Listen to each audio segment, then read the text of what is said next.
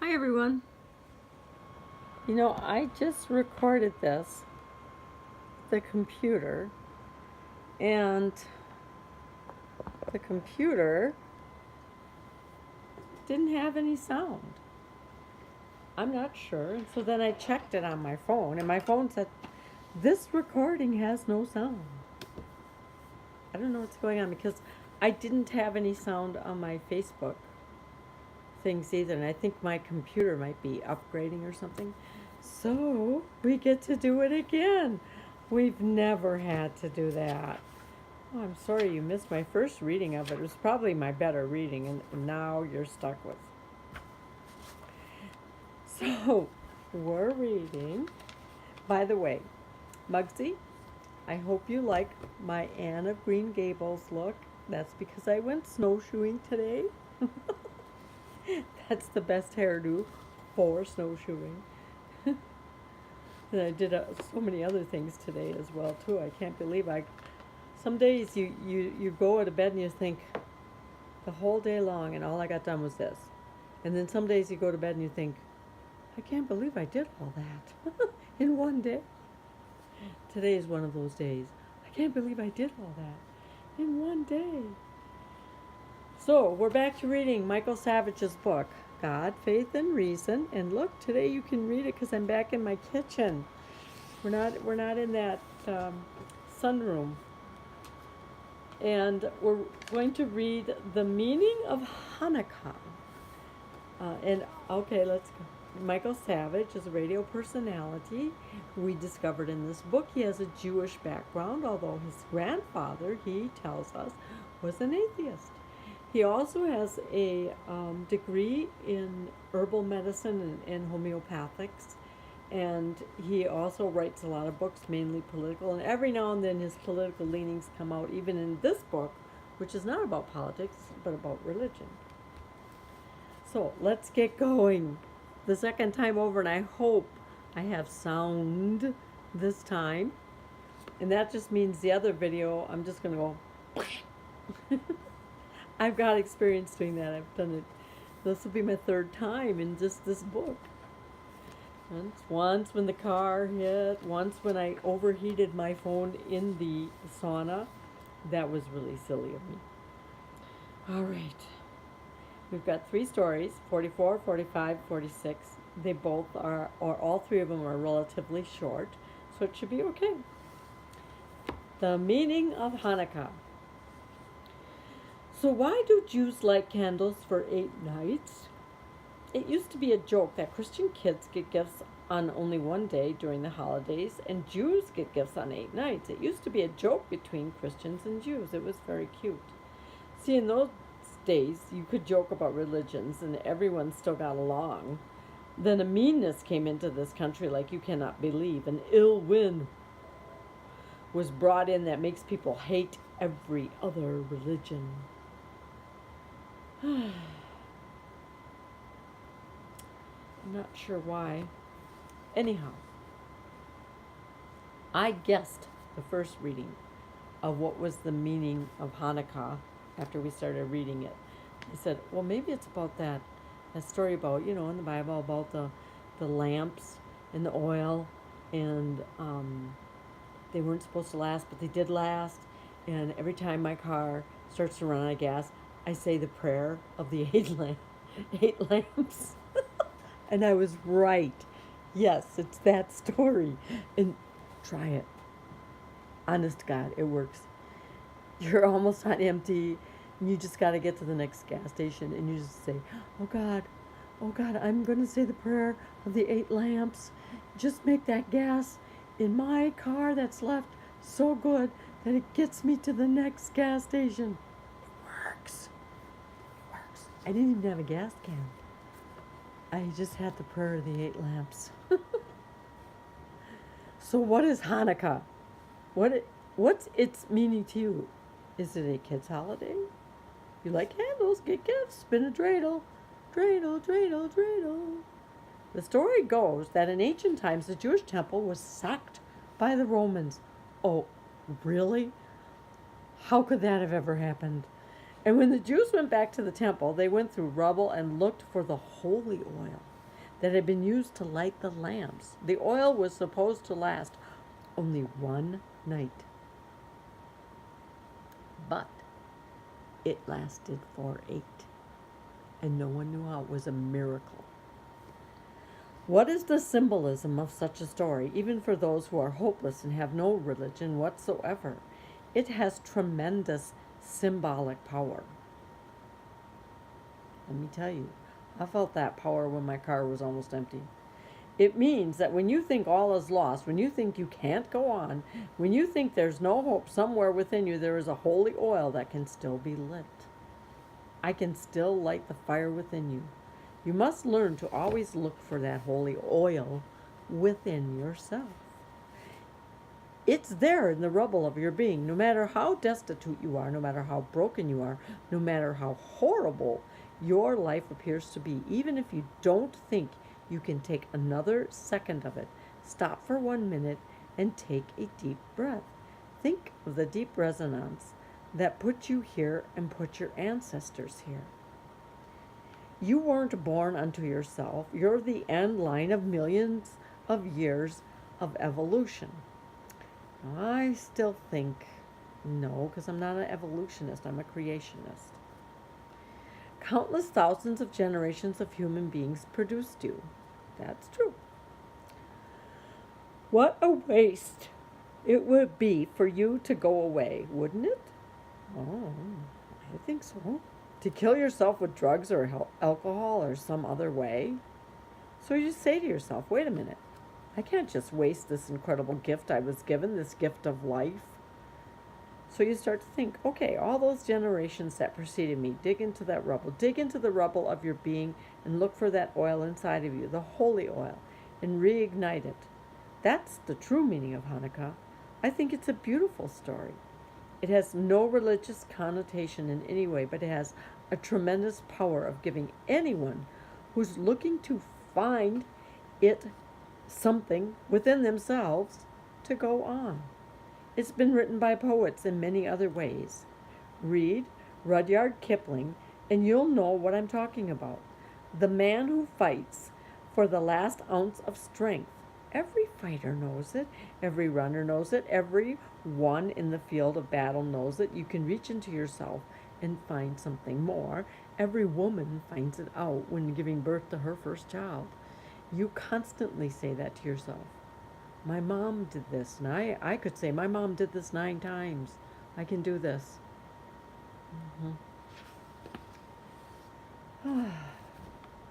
Witness to the first moment. We're already on story 45. Not to trivialize a sacred day, not to remove the power of abstinence, did I find myself first resisting the commandment to fast, and later, years later, after coming back, I resisted my teacher's temptation to enjoy food on this holiest of holy days. As a rebellious kid, I once sped past my Queen's Temple in a gray and narrow AC Bristol on an autumn gold Yom Kippur. So apparently that's the fasting day that he's talking about. Blasting the exhaust to shock the congregants into noticing me. No teenager or young adult ever does that. Few. I awoke to the realization about 20 years later that by turning my back on my congregation, I had created my own exile. Loneliness and alienation may be good fuel for the searcher. Once discovered, a worthwhile goal should reward the seeker with a place, his place and time, and hopefully re-entry into his group or congregation. In my case, nothing of the kind happened. Forever addicted to the sense of isolation that had sustained me in my travels, I became unable or unwilling to join any group, except the occasional Passover celebrants I somehow managed to connect with from Fiji to Jerusalem. And I think, to some degree, it kind of is our personalities. You know, like you're an introvert or an extrovert. That's just me. It's my thought processes, not Michael's. Rabbi Zadok said, "Separate not thyself from thy congregation."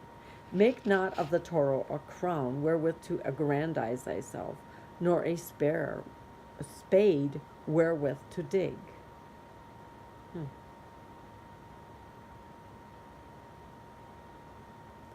So you shouldn't build yourself up and you shouldn't tear yourself down either. Then I found myself in a suicidal phase, a crisis congealed by piling too many life stresses into one brief month of my life. Then, at the moment of my daughter Rebecca's birth, seeing life oozing from life, witnessing the first moment, I faced directly the fact of the last moment, my mortality. There's nothing like that birth of that first child. I mean, it just, there's a power that just comes into you. It's overwhelming, and suddenly another entire life is totally dependent on you for everything. It's humbling. Unusual only in the Western world, this male distancing from birth. Not so. Prohibitions abound. Men in many cultures are forewarned, stay away! Yet millions have attended and do attend this rite of passage without experiencing an emotional cataclysm. I experienced emotional cataclysm. I think my husband did too, but not until Felicity was born. Because I made him. I said, you were there when we put this baby in there. You're going to be there when we bring this baby out. But for Jewish men descended from Kohans, priests, this moment, among others, is strictly taboo. See, now, I never knew that. I was always wondering, where did that come from? It's the men all go outside the tent, and the Native Americans are all in the tent, the females with the lady who's having a birth, or in a cabin, they'd have the Westerns, and the girls were all in there, maybe a doctor, and the guys were all out, or even any show that when we were growing up. And I always wondered where that came and why they did that. So they didn't want them to be touched by that moment, or it might make them might weaken them. I'm not sure, I'm not understanding it, but maybe we will. Do not contact a corpse nor witness a fetus to life. Why? Yeah, that's my question. Perhaps our ancient priests abstained from some of life's most poignant moments to maintain their intellectual distance and objectivity. They were losing objectivity. They were distancing themselves from real life, reality. However, perhaps this distancing, where did we just hear that word? Where did we just hear that? This aversion to life's messier moments established a too intellectual Judaism, bearing a sea of dry teachings, very dry, devoid of meaning to an unbridled meanderer. I think I agree with Michael. Yeah, it distanced them. It was not a good thing. I'm pretty sure Adam, Eve were both there when, I can't remember which one was born first, Cain or Abel, but you know what I mean. So here he's inserted Psalms 69, verse 11. And I wept with my soul with fasting, and that became unto me a reproach. Not sure it's an application there, but that's what he put. With Cuban music cajoling Rebecca out, that's back to the birth of his first daughter, and keeping my nerves steady, I was encouraged beyond the antechamber into the room of the womb's unfolding offering. There were 3 women in white and my wife Janet, and that's the first I've ever heard his wife's name, Janet. The man, an invited, hesitant stranger, that probably was Michael, no longer playing his music, his words sealed behind a mask, evolution's voluptuous force emerged. Not evolution, creation's voluptuous force emerged. I'm sorry, I'm a creationist, not an evolutionist. Placenta brought to his eyes by the lady doctor, her nurse, our midwife, looking at the stranger. Repulsed and dizzy, this was no longer a biology laboratory, I accepted my mortal fate and somewhat confusedly withdrew after thanking God for safe passage. Soon after, I had my own rite of passage, a terminal degree in philosophy from a university, too prestigious to be less than final. In this way, and this is an actual quotation from Dharma Umaga Sutta Dharmapada. Eastern? Indian? In this way, the world of life and death is created by the mind. In bondage to the mind, we are ruled by the mind. The mind is the master of every situation. The world of suffering is brought about by the deluded mind. Therefore, all things are primarily controlled and ruled by the mind and are made up by the mind. As the wheels follow the ox that draws the cart, so suffering follows the mind that surrounds itself with impure thoughts and worldly passions. Now, there's some truth to that. If you fill your mind with crap, then you're going to live crap. It's a little something to think about. We are on to the last story we're going to read tonight, Dancing with Chassids. The narrow, worn wooden floorboards creaked as the widening circle of dancing men revolved, stepping nimbly, their arches stretched in contradiction to the clumsy, old-fashioned, dull black shoes. I remember my grandmother wearing, always, dull black shoes. They only had this much of a heel and laces, and that's all she wore. Their toes were rounded, not pointed. I may have liked shoes from a young age. Okay, it's a sin of mine. The whole you're happy, the whole you're happy, the whole you're happy for me and you and me, went the loud refrain.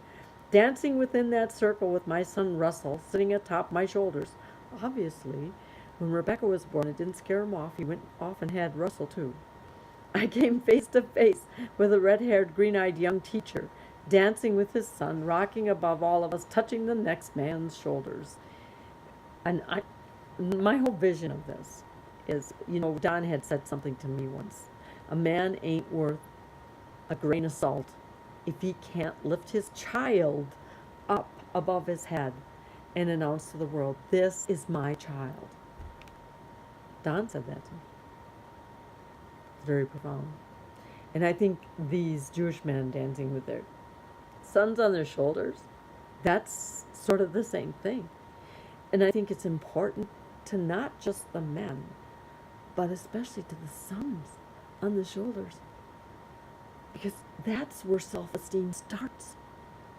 And a man without any self-esteem, oh my goodness. Do not send men to us without self-esteem. At least give them a little bit, not too much. That can be bad too. Oh boy. It was the end of the long prayer service for that Sabbath eve, traditionally marked with a circle dancing and loud singing, the women on their side of the curtain. What a separation back then. In their own levity to welcome the Sabbath queen. I have no idea what that means. I'm not Jewish. Eating and drinking were always a favorite release for me, and I began to gravitate to Chabad House in Berkeley on Friday nights after Rebecca's birth, telling my non-religious friends that it was the best place I knew of to eat and drink with my family. Oh, I'm sure they fed him good. Somehow isolated in impersonal restaurants, I felt better eating among Jewish people who seemed only too happy to accept us. That acceptance, I realized later, was always tentative and predicated on our returning to their orthodox ways. True. Oh yeah, I'm sure it was. Here we have another reading, Micah 6, verse 14. Thou shalt eat, but not be satisfied, and thy sickness shall be in thine inwards parts, and thou shalt conceive, but shall not bring forth. The rabbis and many of their disciples seemed to genuinely love the glint in my eyes, my humor, my happiness in helping to serve the communal festive meal. Our souls were interconnected, but as the years turned, without my becoming a convert, still dancing and singing and eating and serving on the occasional Sabbath, a new mood was detected. Disappointment, rejection, condemnation. I slowly lost interest in this too rigid form of Judaism. He discovered manipulation. The turning point in my removal occurred when I accidentally took a bottle of vodka to a Passover Seder. That would have been my choice. And was publicly admonished. Whoops. First by the rabbi's son, a mere boy, and later in the vestibule by the red-haired rabbi himself. Double oops. Angered, I stormed into the packed dining hall and shouted, "He who insults a fellow man in public, it is as though he has killed him." A precept from the Talmud. I bet he felt good about that. Followed for emphasis. I will not be crucified by a traffic cop dressed as a teacher. Oh, my. Can you believe that? Again, the word crucified comes about concerning a Jewish person. Hello, Michael. Christian's here. Yeah, we know all about that. Shocked by my apparent rudeness, the congregants stared in disbelief as I brusquely took the children's hands and bristled out of there. Their orthodoxy, Barry later told me, was what had driven him from his orthodox upbringing into the Hillel, or liberal wing of the Jewish bird. I just read a prayer on the QAnon prayer board yesterday about the Hillel. And I was like, what the heck is a Hillel? So I looked it up. I already know what this is. It is a Jewish club. And it's comprised mainly of the liberal or progressive Jewish people. The first one was established in Chicago, Illinois, in the United States. And not shortly after that, another one was established, guess where? University of Wisconsin-Madison. I kid you not. Hello. Or liberal wing of the Jewish bird.